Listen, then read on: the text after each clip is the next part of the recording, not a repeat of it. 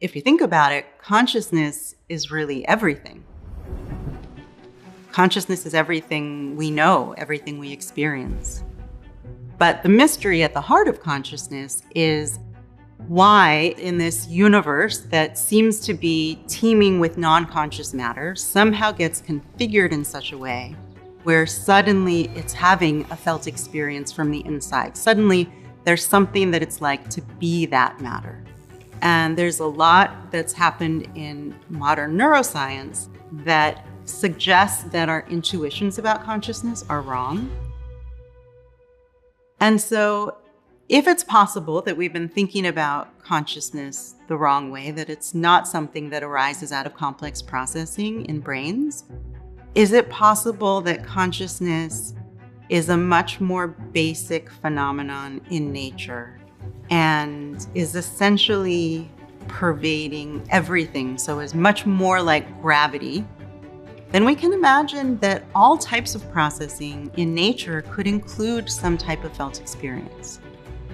I'm Annaka Harris, and I write about the science and philosophy of consciousness. I have a book called Conscious, A Brief Guide to the Fundamental Mystery of the Mind, and I have a docuseries titled Lights On.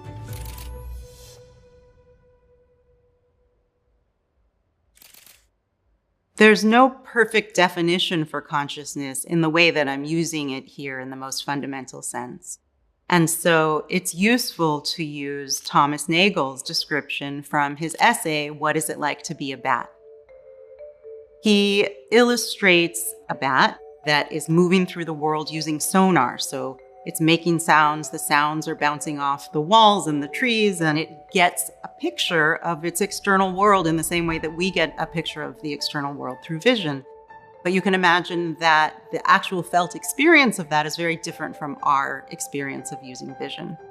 So when I use the word consciousness, I'm not talking about higher order thinking or complex thought or things that we think of in terms of human consciousness. But when I use the word consciousness, I'm talking about awareness, felt experience, sentience, interchangeably to talk about this more fundamental sense of consciousness. And this can exist without thought. It could exist in a very simple organism that is not capable of thought. But even in our human experience, we think of a very young child or an infant. We know that there's still felt experiences, feeling pressure against the skin, hearing sounds in the room, the experience of heat or cold. And there's clearly consciousness there, and it doesn't necessarily entail thought. So the study of consciousness has largely, if not entirely, been relegated to neuroscience, which makes a lot of sense because we have assumed that the organisms that are conscious are the ones that are most like us. And we're complex systems. The brain is the most complex system in the universe that we know of. And so we assume that consciousness arises out of that complex processing. But some of these intuitions that we're relying on to make that assumption have been overturned by modern neuroscience and have been shown to be illusions. So when we're trying to think more clearly and more creatively about consciousness, there are two questions that I think really get at the heart of where these intuitions are misleading us. Number one, is there any evidence we can find from outside an organism or outside a system that will conclusively tell us that that organism entails conscious experiences? And the second question is consciousness doing something? Does it serve a function? Is it driving our behavior in the way that we feel it is? And our intuitive answer to both of these questions is a resounding yes. But surprisingly, it's easier to puncture these intuitions or to shake them up than you might think. Number one, if I go pick up my friend at the airport who I haven't seen in years and I see a big smile on her face and she's running toward me, everything I see in her behavior in that moment are very good clues that she's conscious. But we know it's possible for there to be no behavior coming out of a system, nothing to detect from the outside, when there's a full human conscious experience present. There was a writer for French L. His name was Jean-Dominique Bauby, and he had a condition called locked-in syndrome. And this occurs when someone experiences brain damage, either due to a stroke or to an external injury. and the entire body becomes paralyzed so that someone is no longer able to move any part of their body, yet they still retain a full conscious experience. And he was in this state, although he had one point of mobility, he was able to move his left eyelid. And over time, they developed this technique for him spelling out words with certain patterns of blinks. And he ended up writing a beautiful memoir titled The Diving Bell and the Butterfly. And it took him 200,000 blinks to write that memoir.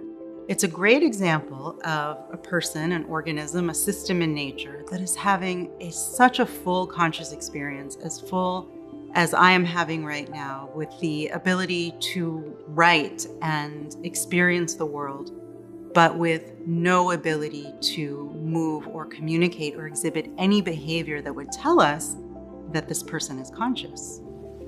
And so we can wonder if it's possible that there are other systems in nature that simply aren't able to communicate or exhibit behavior that convinces us that consciousness is present in them. And our intuition regarding the second question is that obviously, of course, our conscious experiences are affecting things. If we encounter a bear or a lion in the wild, that the feeling of fear is the thing that gets us to move so quickly out of the way, to act quickly, to save our lives.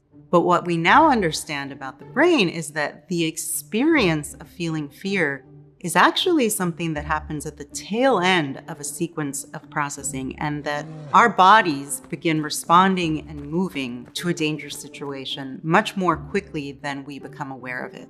This is what neuroscientists refer to as binding processes. Binding processes take in all of our perceptions, all of the information that comes in through our eyes and ears, through touch, and give us an experience of a present moment.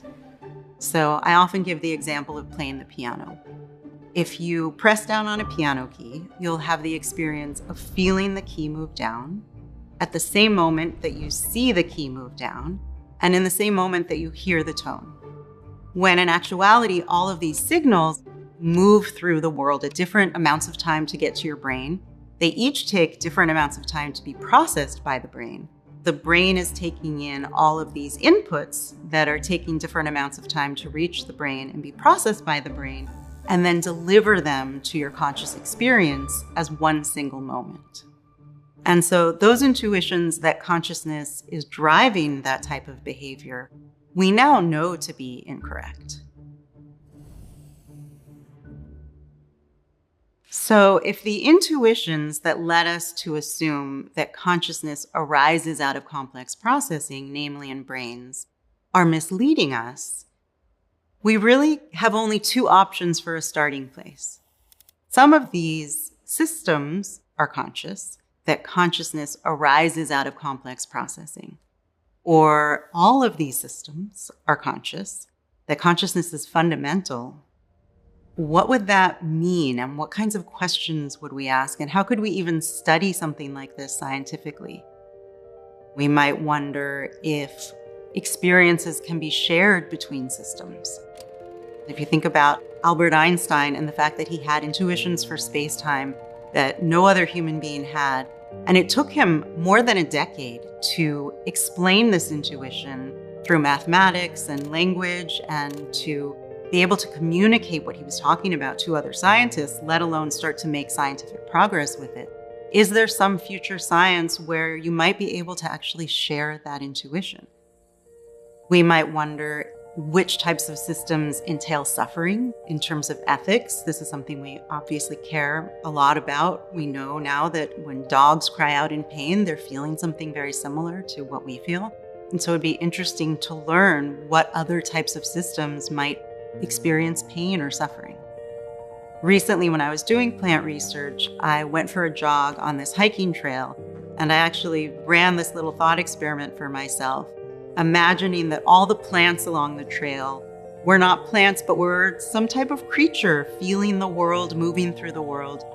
And just that little exercise gave me a sense of how different we might feel in the world if we understood that there were many more conscious systems around us than we realize.